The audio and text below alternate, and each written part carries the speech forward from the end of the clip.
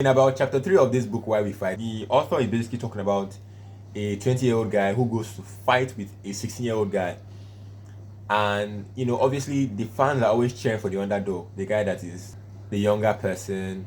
And in that situation, most of the time, you want the younger guy to upset the older guy. It's just a 4-year gap, honestly. But still, a teenager knocking out someone that is 20 years old will make the rounds. And so eventually, this 20-year-old guy is on the ground being choked by this 16-year-old guy, and he has no other choice but to submit after a series of dragging, right?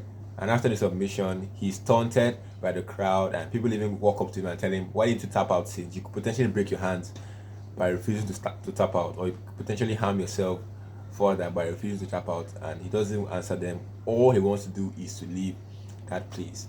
And this guy, Josh Rosenblatt, has talked about the fact that when you are sparring, right, when I mean sparring, I don't mean proper fight, I mean preparation for a fight.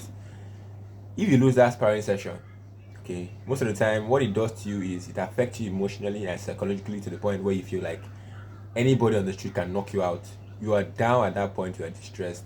But when you win, you feel like you're on top of the world, that you can knock anybody out at that point. So it just shows the psychological part of the game of boxing and the game of fighting and how much of a role it plays. Another thing I also found interesting was he talked about different areas, different people who find blood as a thing of joy. In the Eastern Asian countries, he described them as when somebody gets punched on the nose and blood drops out of that nose, it is seen as a sign of strength and masculinity. And it is likened to a man having sexual pleasure. According to the Cherokee, they see the blood flow from menstrual cycle of women as a symbol of women's strength. And then he also talked about other areas that find the flow of blood as a thing of pride.